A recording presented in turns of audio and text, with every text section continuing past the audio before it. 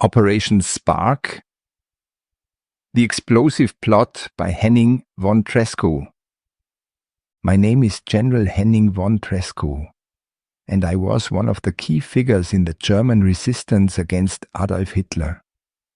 This is the story of how I nearly changed the course of history in March 1943 when I attempted to assassinate Hitler by smuggling a bomb onto his plane. The winter of 1943 was harsh, the kind that chilled you to the bone. The Eastern Front had become a crucible of suffering and death. Our beloved Germany was being led to ruin by Hitler's madness. Those of us within the Wehrmacht who saw the reality knew we had to act.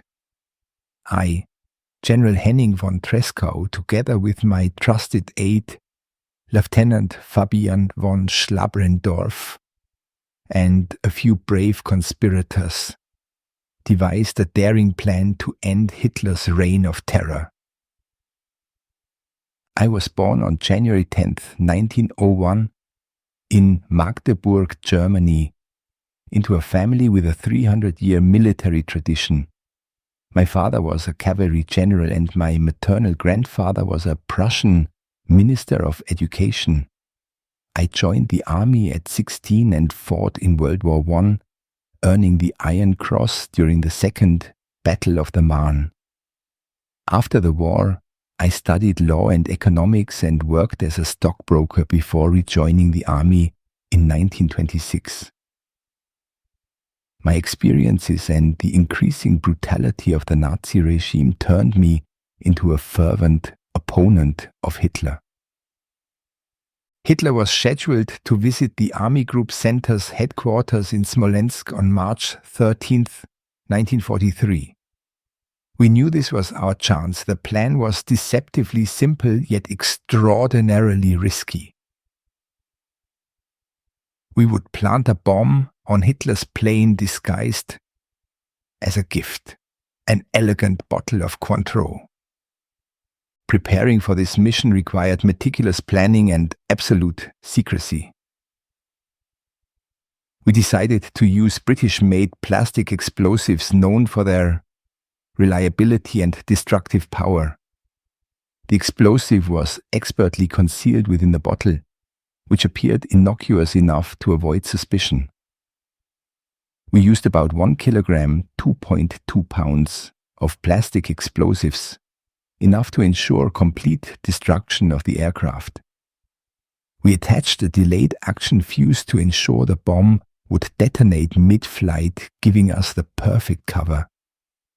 The fuse, known as a time pencil, was a type of delayed action chemical igniter that used acid to slowly eat through a wire, eventually releasing a spring-loaded firing pin to strike the detonator.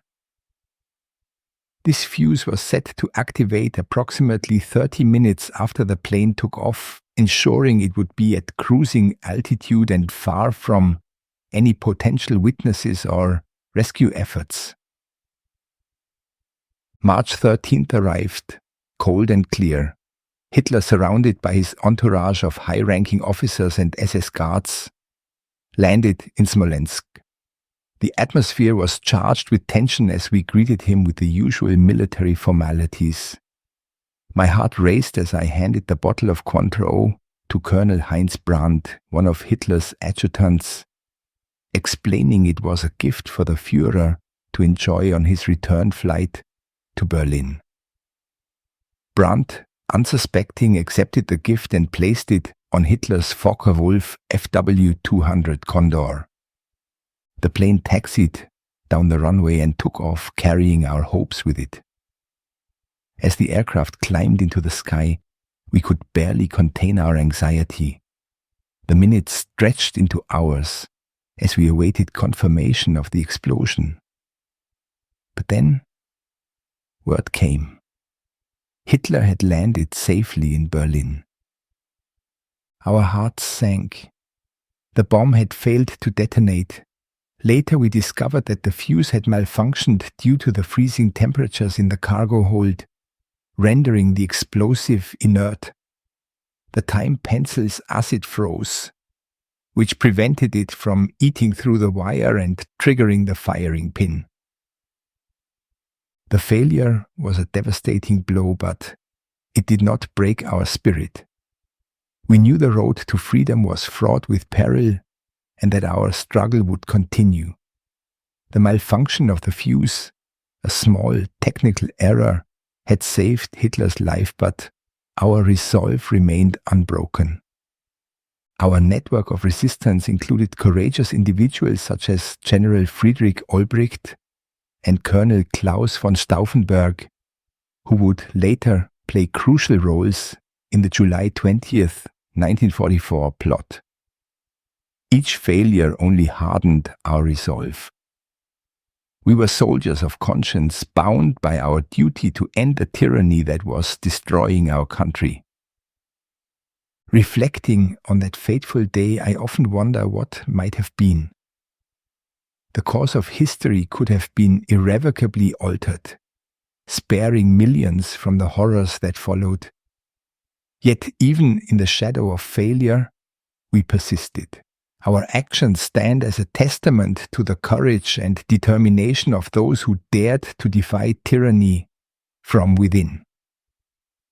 Operation Spark, our codename for this plot, remains a powerful reminder of the bravery required to stand against evil. It is a story of near misses, of small mechanical failures that change the course of history. But it is also a story of hope and the indomitable human spirit. After the failed plot, I continued to fight against Hitler.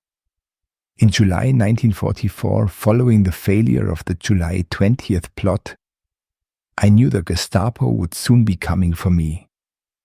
I bid farewell to my fellow conspirators, went to the Eastern Front, and took my own life with a hand grenade on July 21st, 1944, to protect my family from Nazi retribution.